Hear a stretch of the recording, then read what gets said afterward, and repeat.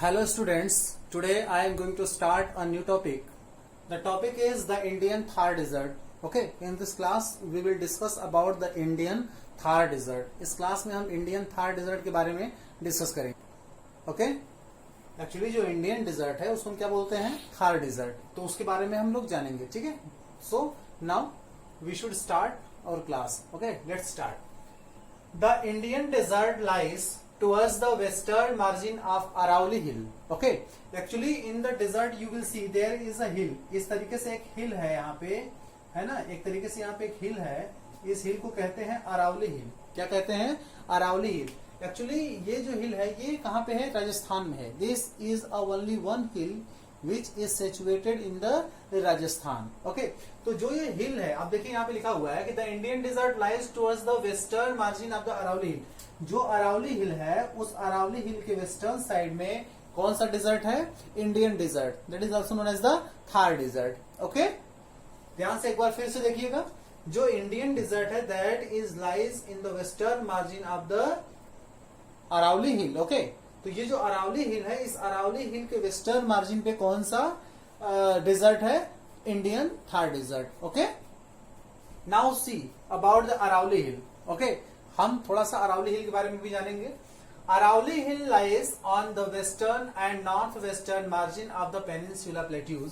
Actually in previous class you have known about the Indian southern peninsula plateau. Okay, actually आपने देखा peninsula plateau जो है उसका extension कहां तक है? राजस्थान से होते हुए, दिल्ली से होते हुए उसका एक्सटेंशन आपके ईस्टर्न साइड में, ईस्टर्न मार्जिन तक है. आ रहा समझ में? तो जो प्लेट्यूज है, ठीक है ना, आप देखिए यहां से Aravalli hills lies on the western and north western margin of the peninsula plateaus. जो प्लेट्यूज है उस प्लेट्यूज के नॉर्थ साइड में, ये प्लेट्यूज अगर हम बना दें, यहां से प्लेट्यूज बना दें, इस प्लेट्यूज के नॉर्थ साइड में और नॉर्थ वेस्टर्न साइड में ये अरावली हिल है. अरस में ये अरावली हिल है. अरावली हिल कहां पे है? तो Aravalli hill is situated in the north and north western side of the southern peninsula plateaus. Okay, next is this is broken and highly eroded. Actually this is a oldest hill. Okay, यह बहुत ही पुराना हिल है और इसका erosion बहुत ज्यादा हो चुका है. आ रहा समझ में? This is a highly eroded hill in the India. Okay, ये जो हिल है वो बहुत ही ज्यादा इसका इरोजन हो चुका है और because of the erosion it has been broken. Okay, ये जगह जगह पे टूट गया है और राजस्थान में केवल एक ही हिल है और जिसका नाम क्या है? Aravalli hill. Okay, This hill has their extension in the south face to north east direction. अब ध्यान से देखिएगा, इसका जो एक्सटेंशन है, एक्सटेंशन मतलब क्या हुआ? ये जो फैला हुआ है, इसका जो एक्सटेंशन है वो किस डायरेक्शन में है? तो नॉर्थ वेस्ट से, सॉरी नॉर्थ ईस्ट से लेकर के इसका डायरेक्शन कहां पे है? North east. नॉर्थ ईस्ट, ये क्या है? ये नॉर्थ है, ये ईस्ट है, तो इसका एक्सटेंशन कहां पे है? नॉर्थ ईस्ट डायरेक्शन में. ठीक है, और साउथ वेस्ट डायरेक्शन में. आ रहा समझ? तो this hill have their extension towards the north east to south west. Okay, okay, now see next about the Indian desert. This desert covered with sand and sands dune. ये जो dessert है, actually ये dessert किससे cover है? Sand से. Actually this is also a plain. Okay, this desert is also a plain that is covered by the sand. और यहाँ पे क्या है? सैंड से. और सैंड्स की मौजूदगी में जब हवाएं चलती हैं तो it make a Sands Doon. अब सैंड्स दून क्या है? तो जब कभी आप नदी के किनारे गए होंगे, आप सैंड्स देखे होंगे, वो सैंड्स एक लहर जैसा दिखाई देता है ना, जैसे देखने में लगता है लहर जैसा. अरस में छोटे छोटे लहर जैसा दिखाई देता है. उसी तरीके का बहुत बड़ा बड़ा लहर नुमा जो सैंड्स डिपोजिट होता है उसको बोलते हैं सैंड्स दून. आगे समझ में? उसको क्या बोलते हैं? सैंड्स दून. तो बेसिकली राजस्थान का जो डिजर्ट है, जो इंडियन डिजर्ट है, वो क्या है? वो किससे कवर किया गया है? सैंड से और सैंड्स दून से. आ रहा समझ में? Next, rainfall experienced below 15 centimetre. जो यहाँ पे रेनफॉल है वो बहुत ही ज्यादा कम है और रेनफॉल कितना है? मात्र 15 सेंटीमीटर. और उससे ज्यादा रेनफॉल नहीं होता है. और यहाँ पे इवेपोरेशन बहुत ज्यादा है. क्यों इवेपोरेशन बहुत ज्यादा है? Because of high temperature. Because these sand suddenly get the heat from the sunlight. Okay, जैसे ही सनलाइट इस पे ट्रैप करता है they became very heat, and because of that you can see there will be a high temperature, and because of the availability of high temperature there will also be a what highly evaporation. Okay, there is only one river, that is Luni. Luni is the most important river in this desert. यहाँ पे एक ही नदी है जो कि लूनी नदी है, ठीक है. Luni is only one river in the Rajasthan desert, ठीक है. लेकिन यह लूनी रिवर है जो ये लूनी रिवर अपने वाटर्स को किसी भी सी में या ओशन में अपने वाटर को ड्रेन नहीं करती है. कारण क्या है कि this Luni river also disappeared in this desert. इसी डिजर्ट में ये लूनी रिवर क्या होती है, डिसअपियर्ड हो जाती है. इसके डिसअपियर्ड होने का कारण क्या है, because of the availability of sands, because of the high temperature, because of the high evaporation. Are you understand? Because of that this Luni river also do not carry their water into the sea. Okay, this river disappeared into the desert. Now see next. This desert is popularly known as Thar Desert. Okay, and generally we call this desert as the Thar Desert. Okay, and this is the only one desert in the India. Okay, next topic is the coastal plain. Okay, now we will know about the coastal plain with the help of Eastern Ghat and Western Ghat. आपने पिछले class में पढ़ा है, जो plateaus का part था उसमें आपने देखा है वेस्टर्न घाट और ईस्टर्न घाट के बारे में, ठीक है. तो उसी के एज में एक प्लेन एरिया बना हुआ है, ठीक है, उसको बोलते हैं कोस्टल प्लेन. तो now we should start. Okay, now we should see the coastal plain. Now see, first we will know about the western ghat and then after we will know about the eastern ghat. Okay, and we will understand about the coastal plain with the help of this map. Okay, now see, the peninsula plateau is flanked by stretch of narrow coastal strip is known as coastal plain. Now see, there is a great southern plateaus, okay, peninsula plateaus, and around on the side of the eastern edge and western edge, and in between the Arabian Sea and West Bengal. Okay, sorry, Bay of Bengal. Sorry, Bay of Bengal. In between two border, you can see a strip plain that is known as the eastern plain and the western plain. Okay, now see, western coast is in between the Western Ghat and Arabian Sea. जो western plane है वो western plane कहाँ पे है, western घाट पे, ठीक है. जो साउदर्न पेनिनसुला प्लेट्यू है उसके वेस्टर्न घाट और अरेबियन सी के बीच में एक नैरो स्ट्रिप प्लेन का बना हुआ है, that is known as the western plain, western coastal plain. Okay, now see next. It has 3 part. We have seen in the previous video, okay, about the Konkan, Kannada and Malabar. Once again see, this plain is also divided into 3 parts. First is Konkan, second is Kannada and third is Malabar. Konkan is related with the part of Maharashtra and Goa. Kannada is related with the part of Karnataka and Malabar is related with the part of Kerala. Okay, in this way the western plain is also divided into 3 parts. Okay, this plain have very pleasant climate because this is near sea. Actually, as you will go to the coastal part of the sea, okay, then you will see there will be a moderate climatic condition because of the availability of water. You cannot feel high temperature or low temperature. Okay, क्योंकि अगर हम जमीन के नजदीक रहेंगे तो temperature या तो ना बढ़ेगा और ना ही घटेगा. ठीक है, आगे समझ में.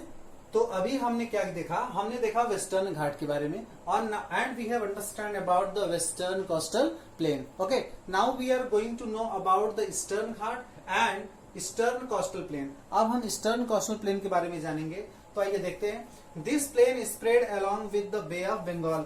यह जो प्लेन है ये बे ऑफ बंगाल और जो प्लेट्यूज है उसके ईस्टर्न साइड में, जो प्लेट्यूज है उसके ईस्टर्न साइड में, और बे ऑफ बंगाल के कोस्टल पार्ट्स से रिलेटेड है ना, जो लैंड पार्ट्स है वो कौन सा है, ईस्टर्न कोस्टल प्लेन. ये किसका पार्ट है, ईस्टर्न कोस्टल प्लेन का. आ रहा समझ में, ध्यान से देखिए, ये पार्ट जो है ईस्टर्न कोस्टल प्लेन है. ठीक है, but you should know that the eastern coastal plain is more wider than the western coastal plain because many rivers drain their water into the Bay of Bengal, not in the Arabian Sea. And in the previous video you have seen that the western part of the peninsula plateau is more higher than the eastern part, so that all the rivers drain their water, or not all, maximum rivers, okay, besides two, maximum rivers drain their water into the Bay of Bengal, so that this plain is more wider because that river carried the huge amount of soil and deposited in their mouth, so that this plain is more wider than the western coastal plain. Okay, the northern part, okay, the northern part is known as Sirkar. The northern part is known Sirkar and southern part is known Coromandel. देखिए यह जो plane है इसको दो part में बांटा गया है. एक जो यहाँ से जो पार्ट स्टार्ट है, यहाँ से लेकर के यहाँ तक, यानी कि यहाँ से लेकर के यहाँ तक का जो पार्ट है उसको क्या बोलेंगे, नॉर्दर्न सिरकार. एंड जो यहाँ से यहाँ तक साउदर्न पार्ट है उसको बोलते हैं कोरोमंडल कॉस्ट. ठीक है. In this phase eastern plain is also divided into two part. Northern side is known as the northern Circar and southern part is known as the Coromandel coast. Okay, now see next. Mahanadi, Godavari, Krishna are the larger river, okay, of this plain. Okay, जो Krishna river है, जो Mahanadi river है, जो Godavari river है, ये सारी नदियां actually में वेस्टर्न पार्ट से, जो आपका पेनिनसुला प्लेट्यूस है उसके वेस्टर्न पार्ट से ओरिजिनेट होती हैं और अपने वाटर को ड्रेन करती हैं कहाँ पे, बे ऑफ बंगाल में. ठीक है. और ये जो नदियां हैं ये बहुत ज्यादा मिट्टी, सैंड्स कैरी करके लाती हैं और अपने माउथ पे डिपोजिट करती हैं and they play a vital role to make the formation of the plain at their mouth. So I have told you that eastern coastal plain is more wider than the western coastal plain. Okay. Chilka Lake. Chilka Lake is an important lake in the Orissa. Odisha में जो Chilka lake है ये एक बहुत important lake है.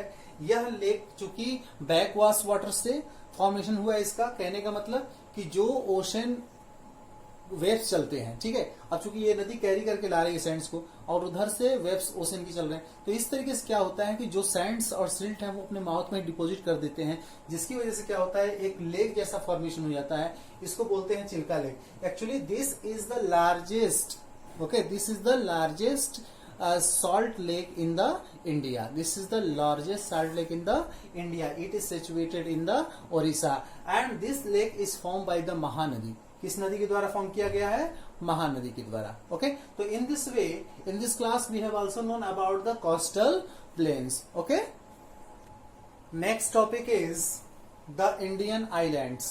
Okay, अब इस topic में हम इंडियन आइलैंड्स के बारे में जानेंगे. First we will know that how many islands are there. There are two groups of islands. One is in the Bay of Bengal and second is in the Arabian Sea. Okay, the island groups which are in the Bay of Bengal are known as Andaman and Nicobar, and the islands which are in the Arabian Seas is known as Lakshadweep Islands. Okay, now we will know about the Lakshadweep Islands. Now see, the group of these islands are lying close to the Malabar coast of Kerala. Actually, Lakshadweep Island is situated in the Arabian Sea and it is situated near the Malabar coast, near the Malabar coast. Okay, that is situated in the Kerala. Malabar coast कहां पे है, केरला में है. ठीक है, तो Malabar coast के पास में अरेबियन सी में क्या है, Lakshadweep island. Okay, Lakshadweep island is situated in the Arabian sea near Malabar coast. Okay, Malabar coast is in the Kerala. Now see, these are located in the Arabian Sea. Okay, these are composed by small coral islands. Basically, Lakshadweep Islands are a coral island. Coral क्या होता है, coral एक जीव होता है, ठीक है, coral एक लिविंग बीइंग होता है। ये क्या करता है कि अपने ऊपर, ठीक है, कैल्शियम कार्बोनेट का एक मोटा कवच बना लेता है जो कि पत्थर के समान कठोर होता है, उसी के अंदर ये जीव रहते हैं। आगे समझ में? तो जो कोरल्स हैं, है ना, वो बहुत ही ज्यादा मात्रा में इस आइलैंड से पाए जाते हैं। बहुत सारे आइलैंड्स जो हैं वो इस कोरल्स के द्वारा ही बने हुए। बहुत सारे आइलैंड्स जो हैं इस लक्षद्वीप में वो कोरल पूरे पूरे कोरल से ढके हुए हैं। आरएस में कोरल से ढके हुए हैं, इसीलिए इसको कोरल आइलैंड्स भी कहा जाता है। आरएस में because many small corals are found there, so that it is also known as the coral island, because basically they are composed by the corals. Okay, now see next. Earlier these islands were known as, पहले इन islands group को, जो कि Arabian सी में है, बहुत सारे नामों से जाना जाता था, जैसे लाकादीव, मिनिकॉय एंड एमिनदीव, ठीक है, इन विभिन्न प्रकार के नामों से जाना जाता था। लेकिन 1973 में इस पूरे आइलैंड ग्रुप को केवल एक नाम दिया गया, that was given Lakshadweep, that is called Lakshadweep. Are you understand? Okay. Kavaratti island is the administrative capital, मतलब जो लक्षद्वीप का एडमिनिस्ट्रेटिव कैपिटल है वो क्या है? Kavaratti. Kavaratti is also Kavaratti is also an island, ठीक है। कावारत्ती क्या है? कावारत्ती भी एक आइलैंड है। आ रहा समझ में? और वो क्या है? इस पूरे आइलैंड्स का एडमिनिस्ट्रेटिव कैपिटल है, ठीक है। Next is Pitti island is अनइनहैबिटेड।